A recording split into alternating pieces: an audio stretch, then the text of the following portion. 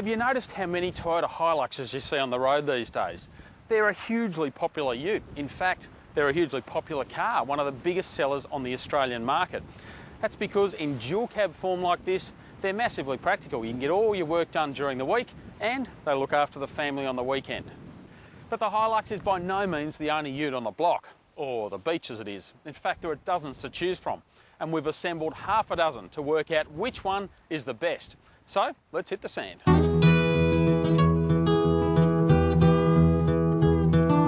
As well as the Triton tested HiLux, we've opted for the chunky Nissan Navara and its curvier competitor in the Mitsubishi Triton. Then there's Holden's newcomer in the Colorado, which is a rebadged version of the old Rodeo, which still lives on in the Isuzu D-Max.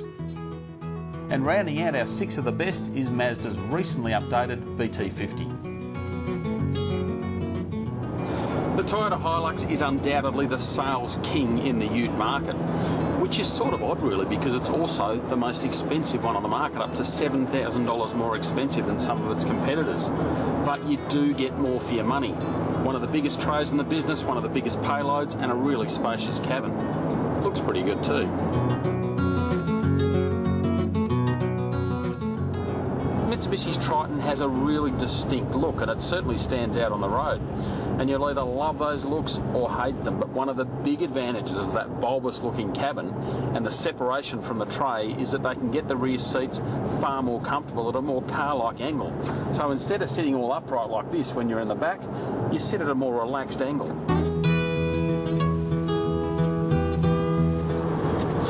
Now, it may have had a name change to Colorado, but what was the Holden Rodeo is pretty much the same old girl.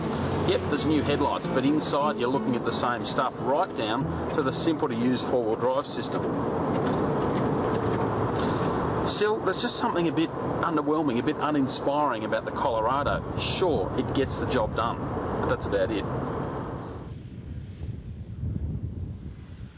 Now, jumping from the Holden to the Isuzu, there's a distinct feeling of familiarity. In fact, it goes a fair bit further than that because the two are identical, literally. I mean, have a look at this cabin. It is the same as the Holden. The only thing that's different is that Isuzu has actually stuck with the old Holden Rodeo headlights.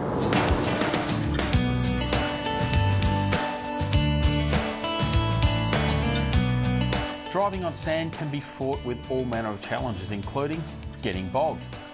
But letting some air out of the tyres will help with traction.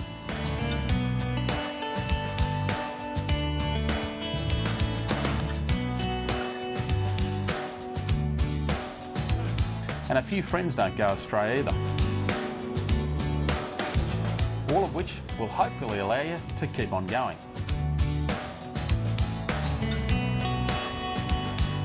The Mazda BT50, it's been around a little while now, so it's starting to show its age. Things like this pull-out handbrake, not that easy to use. Still, a recent update has tarted it up, so it feels a little bit fresher inside, but the cabin is still pretty cosy. That said, this engine is a cracker, really grunty. Stick it in 4th or 5th gear and it just soldiers up hills. And there isn't a sand dune around that'll stop it.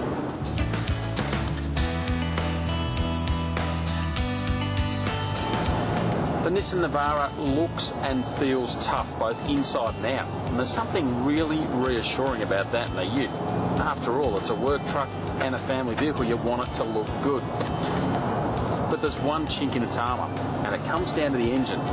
You see, it's only a 2.5 litre 4-cylinder, still makes plenty of torque, but it's all in a really peaky delivery, so if you're not at the right revs at the right time, it can struggle. And on sand, that's not always great.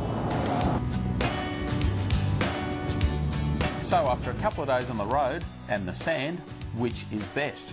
Well, in many ways it depends on what you need, and it's worth noting that all of these cars do make compromises. Compared with passenger cars, they have a bouncy ride and must be driven pretty carefully, especially on a wet road.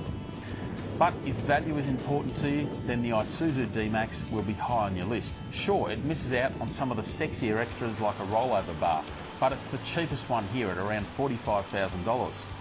Like its Holden twin though, the D-Max just gets the dual cab ute job done, rather than excelling at it. The Mazda BT50 may have been updated, but its cabin is still smaller than some rivals, which loses at points here.